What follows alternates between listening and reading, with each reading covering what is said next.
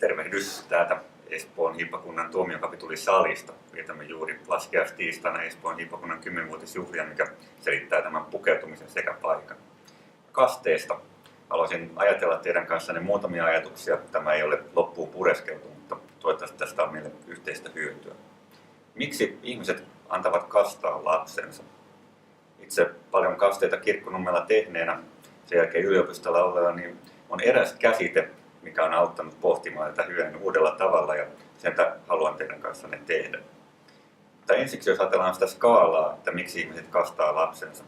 Toisessa päässä on varmaan semmoinen tosi luterilainen kanta, jossa ajatellaan selkeästi, että kaste on pelastuksen portti Lutherin teologian ja kaikkeen muuhun viitaten. Skaalan toisessa päässä on ehkä näkemys, että pelkän tavan mukaan kastetaan lapsi. Mutta juuri tämä tavan mukaan ja sitten tämä iso alue, mikä jää tähän välille, niin se on se, mistä nyt haluaisin kiinnittää huomiota. Sosiologit ja muut yhteiskuntatieteilijät käyttää joskus termiä merkitysjärjestelmä. Se on ranskaksi système de sens, ehkä tämmöinen tarkoitusjärjestelmä, avasi itselleni sitä vielä vähän enemmän. Se on mielenkiintoinen käsite, viittaa siihen, että ihmisellä on jonkinlainen järjestelmä, jonka mukaan hänen elämänsä keskeiset asiat järjestyvät, tarkoitukset ja merkitykset jäsentyvät. Eli esimerkkinä Neuvostoliiton kansalaiselle se rakentuu vahvasti kansalaisuuden ja valtion varaan. Leninin haudalla käyminen on pyhiinvaellus tässä kontekstissa ja ne merkitykset tulevat hivenen erilaisista yhteisöllisistä kokoontumisista, mutta niissä on kuitenkin mielenkiintoista samankaltaisuutta muodon osalta, vaikkapa kristillisen maailmankatsomuksen merkitysjärjestelmän kanssa.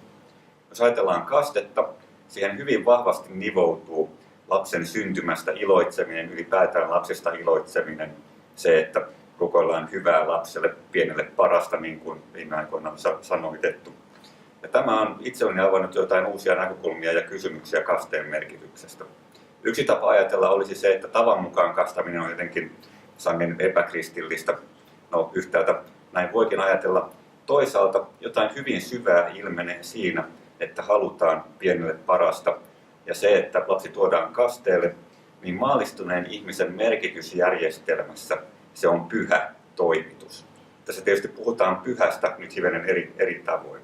Mutta jos tämmöisessä yleisessä merkitysjärjestelmässä määritellään, että pyhä on jotain keskeisen merkittävää, jotakin niin tärkeää, että siitä halutaan vaalia ja koetaan, että se täytyy tehdä, niin silloin jonkinlaisen juhlan, ehkä riitinkin järjestämien lapsen syntymän yhteyteen, niin se on näille ihmisille pyhä asia.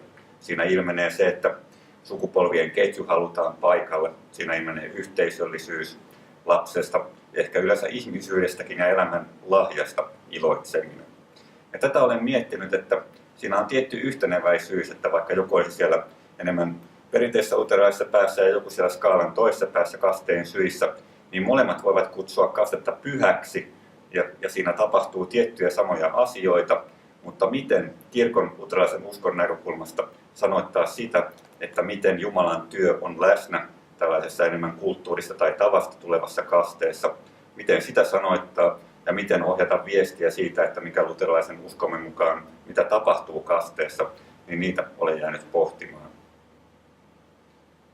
Meillähän on uskossa se käsitys, että ei kaikkien kasteessa läsnä olevien tarvitse uskoa. Että siinä riittää, että joidenkin usko kantaa sitä.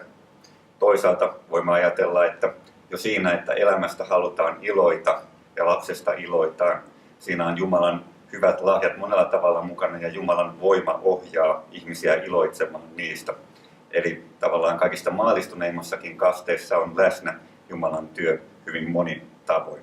Se tarjoaa tiettyjä liittymäkohtia. Huomaan itsekin, kun tarkastelen sitä, miten kasteita olen toimittanut, että olen intuitiivisestikin lisännyt sinne lapsesta iloitsemiseen liittyvää sanoitusta ja aineistoa. Ja nyt kun tarkastelen sitä, että miten ei-luterilaisissa kasteeseen tai lapsen syntymään liittyvissä riiteissä sanoitetaan, niin siellä hyvin paljon korostuu nämä lapsesta iloitsemisen, mitä toivot lapselle, tämän kaltaiset elementit. Ja luulen, että ehkä meillä on haasteena entistä enemmänkin sanottaa sitä, että kaste on sekä uskonnollisesti keskeinen sakramentti ja kasteessa ilmenee myös syvällä tavalla tämä ilo lapsen syntymästä. Sekin on Jumalan lahja, sekin on kristillisesti oikein, mutta jotenkin nämä molemmat tulisivat siinä eläväksi. tällaisia ajatuksia lyhyesti pohdinnan avuksi. Toivottavasti tästä on teille iloa. Itse ainakin iloitsen siitä, että on ollut mahdollisuus niitä teidän kanssanne pohtia.